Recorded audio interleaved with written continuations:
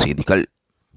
சரிகமபா நிகழ்ச்சியில் இந்த முறை பிரபல நடிகையின் மகள், அதாவது தேவயானியின் மகள் இனியா பங்கு வந்திருக்கின்றார். அவர் தனது ஒரு மகளை இந்த பாடல் துறைக்குள் உள்ளாக்கியிருக்கின்றார். அவரின் பாடல் திறமையும் மெய்மறக்கச் செய்திருக்கின்றது.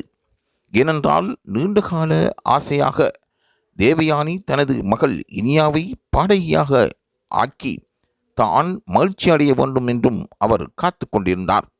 தற்பொழுது அங்கிருக்கின்ற போட்டியாளருக்கு மத்தியில் கடுமையான போட்டி நிலவுவதாகவும் இனியா தொடர்ந்தும் கடுமையான பயிற்சியில் ஈடுபட்டு வருவதாகவும் கூறப்படுகின்றது. சவேசன், பவித்ரா, இனியா என்ற 3 பேரும் திறமையான போட்டியாளர்கள் என்று நடுவர்கள் கூறுகின்றார்கள்.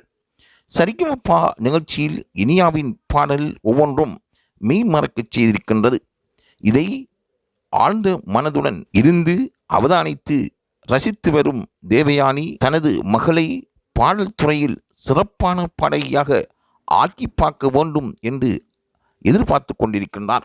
ஆகவே சரிகமபா நிகழ்ச்சியில் என்னுடைய ஒரு பெண்ணை பாடகியாக்கி விட்டேன், இன்னொரு பெண்ணை நடிகையாகி ஆகிவிட்டால் போதும், ஒரு அம்மாவாக என்னுடைய கடமை முடிந்துவிடும் என்று நடிகை தேவயானி கூறிக்கொள்கின்றார். ஆகவே சரிகமபா நிகழ்ச்சியில் நடிகை தேவயானியின் மகள் இனியா பாடி அசத்தி வருவதும், அவர் கோல்டன் பெர்ஃபார்மன்ஸ் பெற்று வருவதும், தான் வெற்றி அடைவேன் என்று விடாப்பிடியாக இருப்பதும், இதற்காக முழுமையான பங்களிப்பை பிரபல நடிகை தேவயானி செய்து வருவதும் நடுவர்களை மெய்மறக்கச் செய்திருக்கின்றன.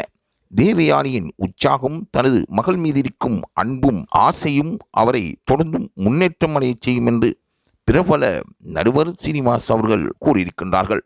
தொடர்ந்தும் இதுபோன்ற தகவல்களை பெற்றுக்கொள்வதற்கு லைவ் தமிழ் செய்தியுடன் இணைந்திருங்கள்.